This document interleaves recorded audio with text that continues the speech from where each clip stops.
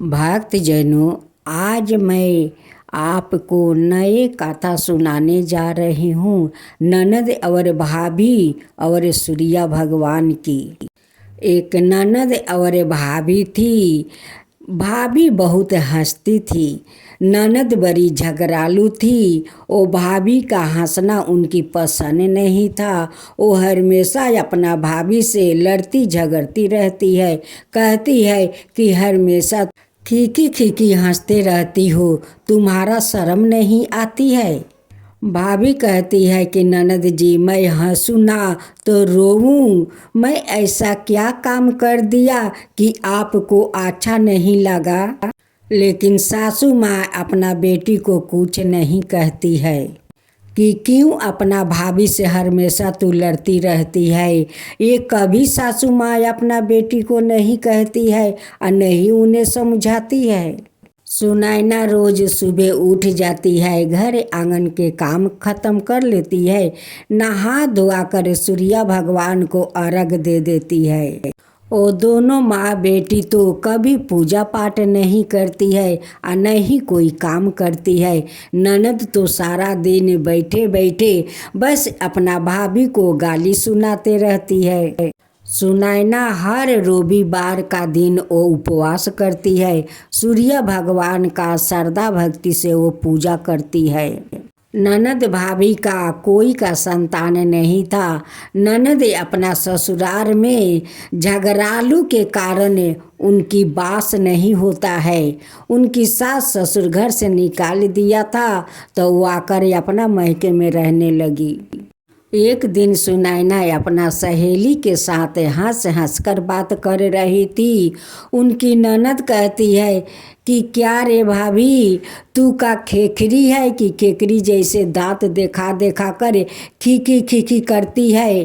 अब भाभी उत्तर देती है कि हाँ, मैं तो खेखरी हूँ, खेखरी जैसे दांत दिखाती हूँ, खेखरी जैसे हंसती हूँ।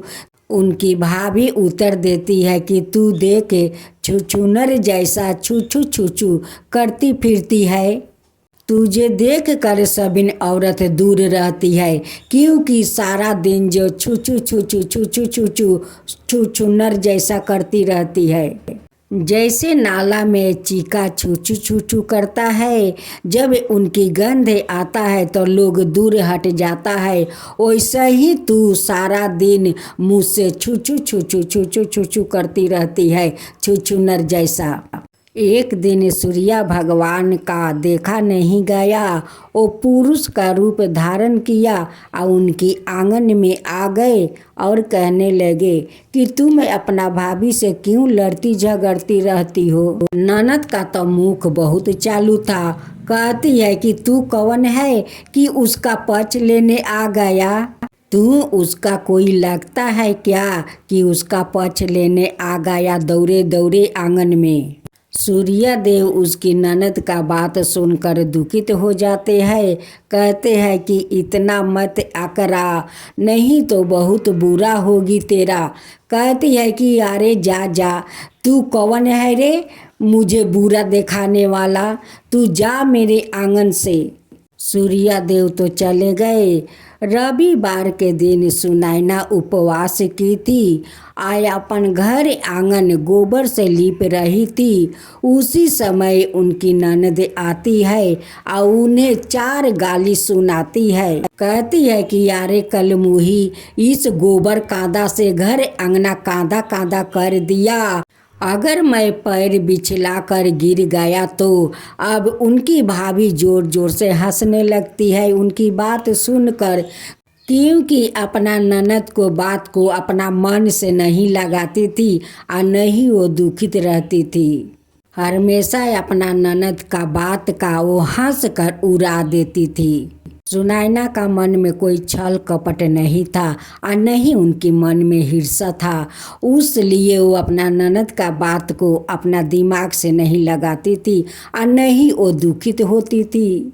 उस दिन रविवार का दिन था। सुनैना उपवास की थी। उसी दिन सूर्य भगवान उनकी आंगन में प्रकट होते हैं। सुनैना हाथ जोड़कर प्रणाम करती है, कहती है कि भगवान, आज मेरा कितना सौभाग्य है कि आप मुझे दर्शन दिया। ननद कहती है कि हे सूर्य देव, इसे ऐसा वरदान दीजिए कि मर कर कीड़ा बन जाए, इसे सभी लोग झाड़ू झाटा से मारे। सूर्य भगवान तो उनकी बात सुनकर और क्रोधित हो रहे थे। कहते हैं कि आज मैं दोनों को वरदान दूंगा। सूर्य भगवान सुनैना से कहते हैं कि सुनैना, तुम मेरी पूजा करती हो, तुम्हें मैं वरदान देता हूँ कि तुम्हारा मृत्यु होगा तो तुम खेखरी का रूप धारण करोगी। तुम्हारा मान लोग पूजेगा। जो औरत का संतान नहीं हुआ है वो तुम्हारा खीर पूरी से मान पूजेगा तो उनका संतान होगा। सूर्य देव कहते हैं कि अब मैं तुम्हारा ननद को वरदान देता हूँ कि वो मर कर छुछुनर का जन्म लेगी, वो नाले में रहेगी, उनकी शरीर से इतना गंध निकलेगा, अगर वो मनुष्य के सामने आई तो झाड़ू झाटा से मारते मारते उन्हें मृत्यु दे देगा। उनकी तो मर के भी शांति नहीं मिलेगा। यही मेरा वरदान है। तुम कहती हो कि उसको ऐसा वरदान दीजिए कि वो कीड़ा बन जाएगी। सुनैना तो मेरी पूजा पाठ करती है, एक दिन उन्हें भी लोग पूजेंगे खीर पूरी से। कुछ दिन का बाद सुनैना का मृत्यु हो जाता है। सुनैना मर कर वो खेकरी का जन्म लेती है। फिर कुछ दिन का बाद वो ननद का मृत्यु हो जाता है। वो मर कर छुछुनर का जन्म लेती है। एक दिन एक औरत उसकी मान पूजने आती है। उनकी कोई संतान नहीं हो रहा था। उस खेखरी के मान पूजती है और कुछ दिन के बाद वो गर्भवती बन जाती है। देश में तो उसको बन बिलार भी लोग कहते हैं या खेखरी भी कहते हैं। जैसे सियाल खोद कर मिट्टी में अपना मान बनाती है, वैसे ही बन बिलार लोग खोद कर मिट्टी के नीचे मान बनाते हैं, उसी में रहते हैं। जिस औरत को बच्चा नहीं होता है उस औरत उस खेखरी के मान पूजती है खीर पूरी से, तो उनका संतान होते हैं। ननद तो नाले का छुछुनर बन गई। जब वो कहीं निकलती है तो उनकी शरीर से गंध आते हैं। लोग उसे झाड़ू झाटा से मारते हैं। वो छू छू करते फिरती है। सूर्य भगवान का वरदान के अनुसार सुनैना तो खेखरी बन गई, लेकिन ननद छुछुनर बन गई। अभी तक खेखरी के लोग मान पूजते हैं। छुछुनर अभी तक नले नले में छुछू करती है। एक जमाने में बन बिलार भाभी थी, छुछुनर ननद थी। अभी तक ये परंपरा चला आ रहा है। नहीं बन बिलार का नाम मेटा और नहीं छुछुनर का। अभी बन बिलार भी है और अभी छुछुनर भी नले नले घूमती है, घर में तक घुस जाती है। देश में उसे खेखरी कहते हैं या बंगाल में उसे बन बिलार और कटास कहा जाता है। उनकी शरीर से भोग चाउर जैसा गंध निकलता है। एक जमाने में बन बिलार और छुछुनर और ननद और भाभी थी। सूर्य भगवान का वरदान के कारण ये दोनों बन बिलार और छुछुनर का रूप धारण की। तो भक्त जनों, यही है सूर्य भगवान और ननद भाभी की कहानी। भगवान का तो महिमा अपरंपार है। शनि भगवान का जो भक्त अंतर मन से उनकी मंदिर में जाकर भक्ति कर लेते हैं, उन पर से शनि भगवान अपना नज़र हटा लेते हैं और अपना आशीर्वाद देकर उन्हें भाग बदल देते हैं। और जिसका नसीब खराब हो जाता है शनि भगवान अपना नज़र उन पर लगा देते हैं। उनकी तकदीर में दुख ही दुख होने लगता है। इसीलिए शनि भगवान को सबसे शक्तिशाली माना जाता है, क्योंकि शनि भगवान का दृष्टिक में दुख भी है और सुख भी है। वो दृष्टिक से सब कुछ कर देते हैं, किसी को बना देते हैं तो किसी को बिगाड़ देते हैं। इसलिए तो शनि भगवान को दृष्टिक से कोई अपना दृष्टिक मिला कर नहीं देखते हैं, क्योंकि जो लोग का तकदीर खराब होता है उसी का दृष्टिक जाकर शनि भगवान को दृष्टिक से लड़ जाता है और उनकी तकदीर में दुख छा जाता है। बहुत पहले की बात है, दो आदमी थे, एक अमीर और एक गरीब। दोनों में बहुत अच्छी दोस्ती था, जहाँ जाता है दोनों जाता है। एक दिन की बात है, वो दोनों शनि भगवान का मंदिर में गए। जो अमीर था वो शनि भगवान को दृष्टिक से अपना दृष्टिक लगाकर प्रणाम किया, और जो गरीब था वो अपना दृष्टिक वो झुकाकर शनि भगवान को प्रणाम किया। जो अमीर था उस पर तो शनि भगवान ने अपना दृष्टिक डाल कर उन्हें तकलीफ में डाल दिया, और जो आदमी गरीब था वो जो झुका कर अपना नज़र शनि भगवान को प्रणाम किया, उसलिए शनि भगवान वो गरीब को आशीर्वाद दिया। गरीब माला माल हो गया, अमीर फकीर हो गया। उसलिए शनि भगवान का दृष्टिक से कभी कोई दृष्टिक डालकर प्रणाम ना करे। शनि भगवान की जय हो, शनि भगवान की जय हो। अब सुने नारद जी का और साथ में हनुमान जी की कथा।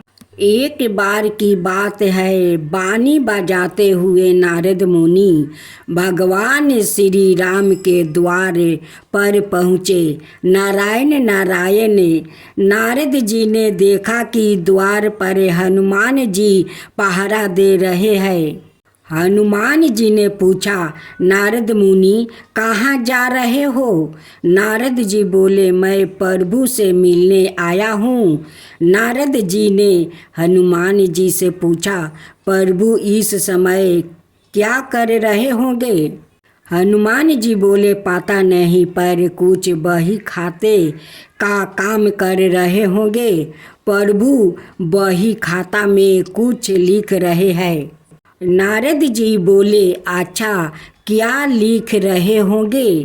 हनुमान जी बोले, मुझे पता नहीं, मुनिवर आप खुद ही देख आना। नारद मुनि गया प्रभु के पास और देखा कि प्रभु कुछ लिख रहे हैं। नारद जी बोले, प्रभु आप बही खाते का काम कर रहे हैं, या काम तो किसी मुनीब को दे दीजिए। श्री राम प्रभु बोले, नहीं नारद, मेरा काम मुझे ही करना पड़ता है, या काम मैं किसी और को नहीं सौंप सकता हूँ। नारद जी बोले, अच्छा प्रभु ऐसा क्या काम है? ऐसा आप इस बही खाते में क्या लिख रहे हो? प्रभु जी बोले, तुम क्या करोगे देख कर जाने दो। नारद जी बोले, नहीं प्रभु, बताइए ऐसा आप इस बही खाते में क्या लिखते हैं? श्री राम प्रभु बोले, नारद, इस बही खाते में उन भक्तों के नाम है जो मुझे हर पल भजते हैं। मैं उनकी नित्य हाजिरी लगाता हूँ। नारद जी बोले, अच्छा प्रभु, जरा बताइए तो मेरा नाम कहाँ पर है? नारद मुनि ने बही खाते खोल कर देखा तो उनका नाम सबसे ऊपर था। नारद जी को गर्व हो गया कि देखो, मुझे मेरे प्रभु सबसे ज़्यादा भक्त मानते हैं। पर नारद जी ने देखा कि हनुमान जी का नाम उस बही खाते में कहीं नहीं दिखता है। नारद जी सोचने लगे कि हनुमान जी तो प्रभु श्री राम जी के खास भक्त हैं, फिर उनका नाम इस बही खाते में क्यों नहीं है? क्या प्रभु उनको भूल गया है? नारद मुनि आए हनुमान जी के पास, बोले, हनुमान, प्रभु के बही खाते में उन सब भक्तों के नाम है जो नित्य प्रभु को भजते हैं, पर आपका नाम उस बही खाते में कहीं नाम नहीं है। हनुमान जी ने कहा, मुनिवर, होगा, आपने शायद ठीक से नहीं देखा होगा। नारद जी बोले, नहीं नहीं हनुमान, मैंने ध्यान से देखा, पर आपका नाम कहीं नहीं है। हनुमान जी ने कहा, अच्छा, कोई बात नहीं, शायद प्रभु ने मुझे इस लायक नहीं समझा होगा जो मेरा नाम उस बही खाते में लिखा जाए। पर नारद जी प्रभु के एक अन्याय दान दीनी भी लिखते हैं, उसमें भी वो नीत कुछ लिखते हैं। नारद जी बोले, अच्छा हनुमान, आपका नाम कहाँ है? हनुमान जी ने कहा, हाँ। नारद मुनि फिर गए प्रभु श्री राम के पास और बोले, प्रभु, सुना है कि आप अपनी अलग से दयन दीनी भी रखते हैं, उसमें आप क्या लिखते हैं? प्रभु श्री राम बोले, हाँ, पर वो तुम्हारे काम की नहीं है। नारद जी, प्रभु बताइए, मैं देखना चाहता हूँ कि आप उसमें क्या लिखते हैं। प्रभु मुस्कुराए और बोले, मुनिवर, मैं इनमें उन भक्तों के नाम लिखता हूँ जिनको मैं नित्य भजता हूँ। नारद जी डायरी खोल कर देखा तो उसमें सबसे ऊपर हनुमान जी का नाम था। यह देख कर नारद जी का अभिमान टूट गया।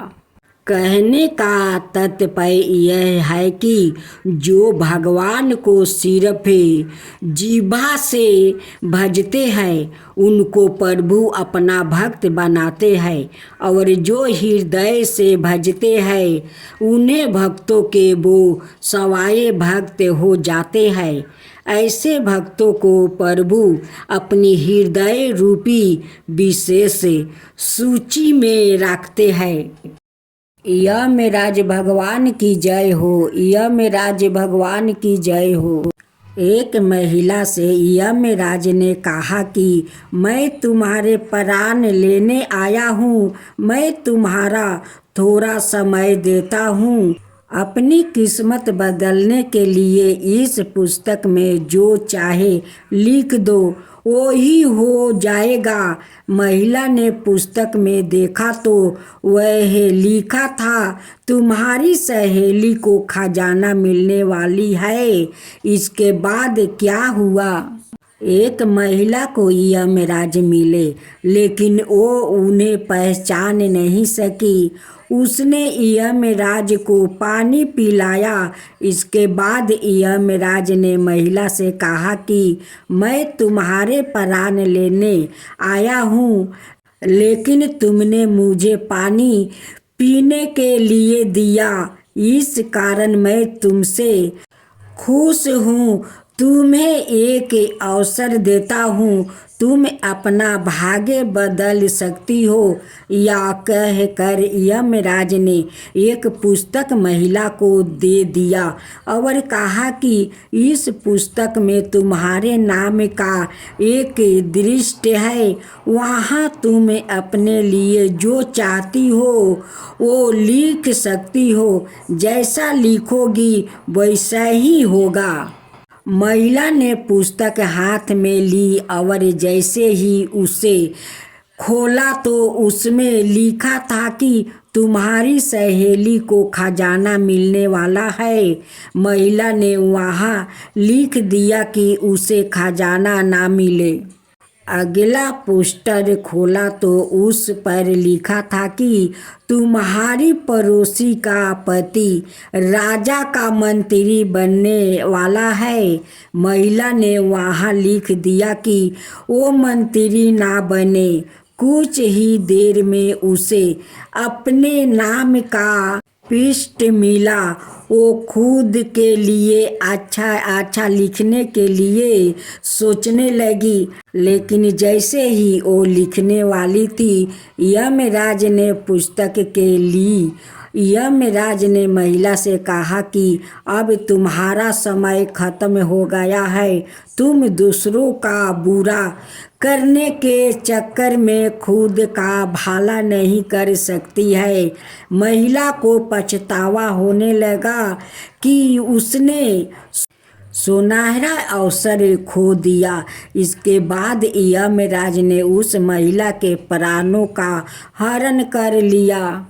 इस कथा की लिख यह है कि काफ़ी लोग दूसरों का बुरा सोचते रहते हैं, मौका मिलने पर दूसरों का बुरा करते हैं। इस चक्कर में वो कई बार खुद का भला करने का अवसर खो देता है। हम दूसरों का भला ना कर सके तो कम से कम किसी का बुरा भी नहीं करना चाहिए। यही सच्ची मानवता है। अगर वो महिला अपनी मित्र और पड़ोसी का बुरा नहीं सोचती तो खुद का भाग्य बदल सकती थी, लेकिन उसने पहले उनका बुरा करने की सोची और खुद के प्राण नहीं बचा सकी।